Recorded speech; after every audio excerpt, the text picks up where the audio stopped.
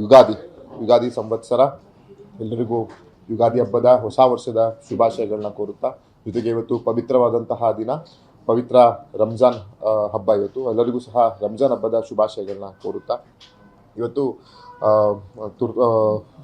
ಪತ್ರಿಕಾಗೋಷ್ಠಿಯನ್ನು ನಾನು ನಿನ್ನೆನೇ ಕರಿಬೇಕಾಗಿತ್ತು.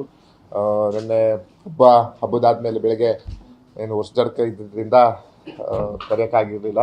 ನಾನು ಸಹ ತೊಂದರೆ ಕೊಡೋದು ಬೇಡ ಅಂತ ಇವತ್ತು ಕರೆದಿದ್ವಿ.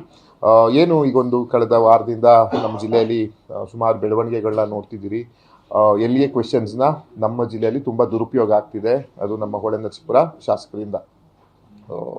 ಅವ್ರಿಗೆ ಶಾಸಕರಾಗಿ ಮಾಡಿರೋದು ಜನ ಕ್ಷೇತ್ರದ ಬಗ್ಗೆ, ಜಿಲ್ಲೆಯ ಬಗ್ಗೆ ಹಿರಿಯರಿದ್ದಾರೆ.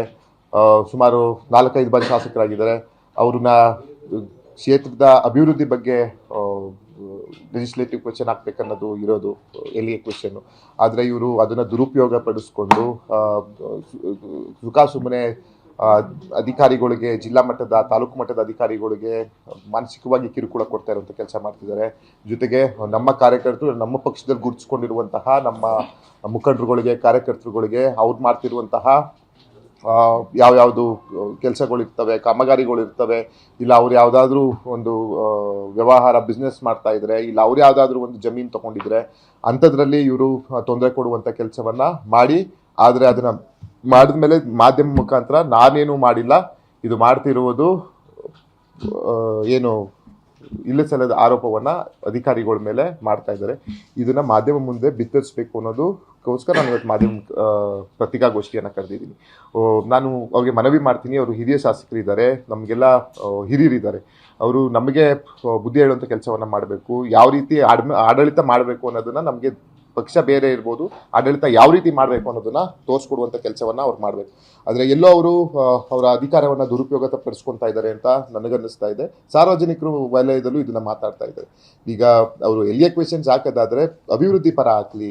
ನಮ್ಮೂರಲ್ಲಿ ಯಾವ್ದಾದ್ರು ಊರಲ್ಲಿ ರಸ್ತೆ ಇಲ್ಲ, ಕುಡಿಯೋ ನೀರಿಲ್ಲ, ಯಾವುದಾದ್ರು ಶಾಲಾ ಕಟ್ಟಡಗಳ ಸಮಸ್ಯೆ ಇದೆ, ಇಲ್ಲ ನಾಡ ಕಚೇರಿಯಲ್ಲಿ ಸಮಸ್ಯೆ ಇದೆ, ಯಾವುದಾದ್ರೂ ಅಭಿವೃದ್ಧಿ ಅನುದಾನ ಕೊಡಲಿ, ಇಲ್ಲ ಯಾವ್ದಾದ್ರು ಹೊಸ ಯೋಜನೆಗೆ ಅವಕಾಶ ಮಾಡಿಕೊಡ್ಲಿ ಅಂತ ರಾಜ್ಯ ಸರ್ಕಾರದ ಮೇಲೆ ಒತ್ತಡ ಹೇರಲಿ, ಆಗ್ರಹಿಸಲಿ. ನಾನು ಒಪ್ಕೊತೀನಿ, ಅದಕ್ಕೆ ಅವ್ರು ವಿರೋಧ ಪಕ್ಷದಲ್ಲಿದ್ದಾರೆ.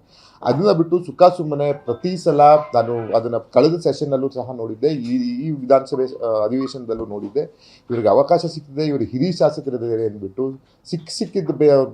ಸಿಕ್ಕಿದವ್ರ ಮೇಲೆಲ್ಲ ಇವರು ಏನು ಎಲ್ಲಿಯ ಕ್ವೆಶನ್ಸನ್ನು ಹಾಕೊಂಡು ಅವ್ರನ್ನ ಮಾನಸಿಕವಾಗಿ ಹರಾಜು ಮಾಡುವಂಥ ಕೆಲಸವನ್ನು ಮಾಡ್ತಾ ಇದ್ದಾರೆ. ಇದನ್ನು ಮಾಡೋದು ಬೇಡ ಅಂತ ಮಾಧ್ಯಮ ಮುಖಾಂತರ ಅವ್ರಿಗೆ ನಾನು ಮನವಿಯನ್ನು ಮಾಡ್ತೀನಿ. ಯಾಕಂತ ಹೇಳಿದ್ರೆ ಅಧಿಕಾರ ಯಾರಿಗೂ ಶಾಶ್ವತ ಅಲ್ಲ. ಇವತ್ತು ಜನ ಕಾಂಗ್ರೆಸ್ ಪಕ್ಷಕ್ಕೆ ಅಧಿಕಾರವನ್ನು ಕೊಟ್ಟಿದ್ದಾರೆ. ಸುಭೀಕ್ಷವಾಗಿ ನಮ್ಮ ರಾಜ್ಯದ ಜನ ಖುಷಿಯಾಗಿದ್ದಾರೆ. ಕಾಂಗ್ರೆಸ್ ಪಕ್ಷಕ್ಕೆ ಅಧಿಕಾರ ಕೊಟ್ಟು 5 ಗ್ಯಾರಂಟಿಗಳು ಯಶಸ್ವಿಯಾಗಿ ನಮ್ಮ ಸರ್ಕಾರ ನಡೆಸ್ತಾ ಇದೆ. ಅಂಥದ್ರಲ್ಲಿ ಅವ್ರು ಸಹಕಾರ ಕೊಡಲಿ, ನಮ್ಗೆ ಸಲಹೆ ಕೊಡಲಿ, ಸರ್ಕಾರಕ್ಕೆ ಕೊಡಲಿ, ನಮ್ಮ ಜಿಲ್ಲಾ ಮಂತ್ರಿಗಳಿಗೆ ಕೊಡಲಿ, ನಮಗೆಲ್ಲ ಕೊಡಲಿ, ಇಂಥ ಕೆಲಸ ಮಾಡಿ ಒಟ್ಟಾಗೆಲ್ಲ ಮಾಡೋಣ.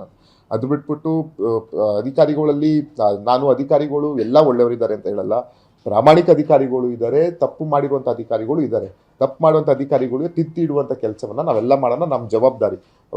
ಸಂವಿಧಾನದಡಿ ಡಾಕ್ಟರ್ BR ಬಾಬಾ ಸಾಹೇಬ್ ಅಂಬೇಡ್ಕರ್ ಸಾಹೇಬರ ಸಂವಿಧಾನದಲ್ಲಿ ಜನಪ್ರತಿನಿಧಿಗಳಿಗೆ ಅಧಿಕಾರ ಯಾಕೆ ಕೊಟ್ಟಿದ್ದಾರೆ ಅಂತ ಹೇಳಿದ್ರೆ, ಕಾರ್ಯಾಂಗ ಕೆಲಸವನ್ನು ಪ್ರಾಮಾಣಿಕವಾಗಿ ಮಾಡಿಸುವಂಥ ಕೆಲಸ ಜವಾಬ್ದಾರಿ ನಾವಾದಂಥ ಜನಪ್ರತಿನಿಧಿಗಳು ಇರ್ತದೆ.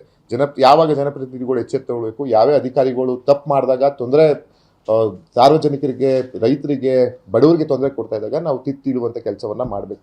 ಆದರೆ ಅದನ್ನೇ ಇವರು ಅಸ್ತರವಾಗಿ ಇಟ್ಕೊಂಡು ಇವರು ಇಲ್ಲಸಲ್ಲದ ಆರೋಪ ಮಾಡ್ತಿರೋದು ಎಲ್ಲೋ ಇದು ಸಮಂಜಸವಲ್ಲ. ಇದು ಒಳ್ಳೆಯ ಬೆಳವಣಿಗೆ ಅಲ್ಲ. ಅದು ಹಿರಿಯ ಶಾಸಕರಿದ್ದಾರೆ ಅವರು, ಅವ್ರಿಗೆ ಇದು ಅವರ ಘನತೆಗೆ ಇದು ತರ ಅಲ್ಲ ಅಂತ ಅನ್ಕೊಂತೀನಿ.